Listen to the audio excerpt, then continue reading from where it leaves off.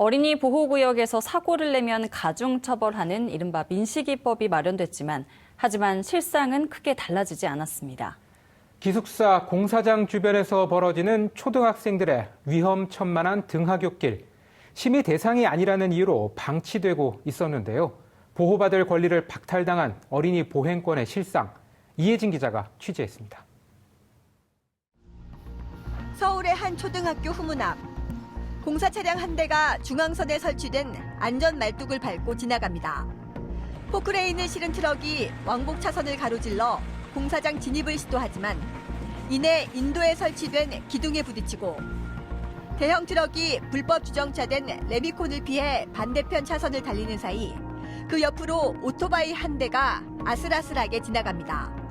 모두 어린이 보호구역에서 일어난 위험천만한 상황들입니다. 학생과 학부모들은 불안하기만 합니다. 불안하지요. 예, 안전요원들이 어차피 지금 보시다시피 한 분이 인력이 나오셨는데 그거 갖고는 이 많은 아이들을 안전에 대해서 거의 방치된 거라고 봐요. 언제는 이거 제 옆으로 지웅 지나간 적 있어요. 소리가 크기도 하고 반에서 들리면은 드링 이런 소리도 나가지고 좀 시끄럽기도 해요. 학교 후문 옆에 대형 공사 차량들이 드나드는 건 오는 2022년 완공 예정인 11층 규모의 행복기숙사 신축 공사가 한창이기 때문입니다. 대학생들에게 저렴한 비용으로 기숙사를 제공하는 의미 있는 사업이지만 차량들이 공사장에 진입하려면 불법 좌회전을 해야 합니다. 시공사 측은 어린이들의 안전을 위해 등교 시간 공사 차량 운행을 중단하고 있다고 설명했습니다. 등교 시간에 공사 차량 운행 금지에 대해서 잘 지키고 있고요. 일주일에 한 이틀이나 3일 정도 이렇게 작업을 하는 날이 있고 그럴 때면은 한 20대에서 30대 정도. 등교 시간에 공사 차량 중단이 최선의 판단인지 취재진이 도로교통공단과 함께 최근 3년치 어린이 보호구역의 사건 사고를 들여다봤습니다.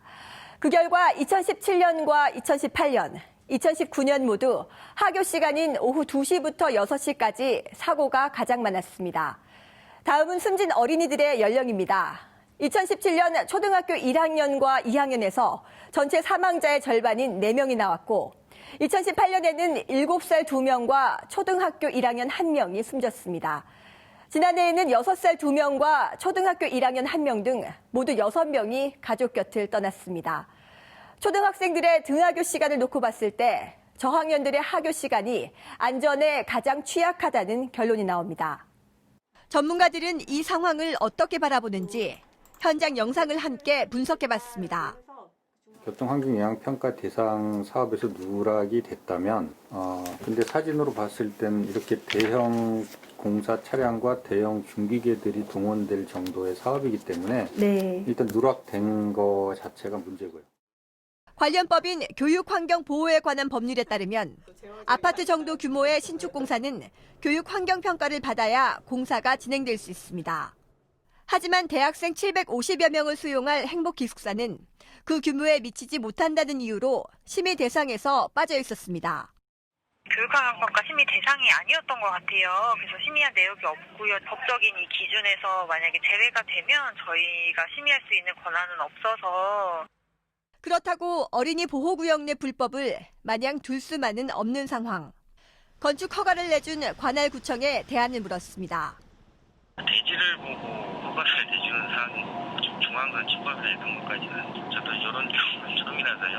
당분간은 좀 현상은 유지될 것 같고. 교통대책을 총괄하는 경찰도 뾰족한 방법이 없다는 답변을 내놨습니다. 어린이 안전이 가장 좀 우선시 돼서 요새는 이제 교통심의라든가 하는 게 이루어지기 때문에 그 업체 쪽에서 그 주민들 그 안전에 대한 우려를 어느 정도 좀 해소할 수 있는 방안을 제시를 하면 저희는 이제 주민들의 의견을 들어서 처리를 할 예정입니다. 시공사 측은 불법 좌회전에 대한 주민 민원 등으로 레미콘 등 하도급 업체들이 어려움을 호소하고 있다고 주장했습니다.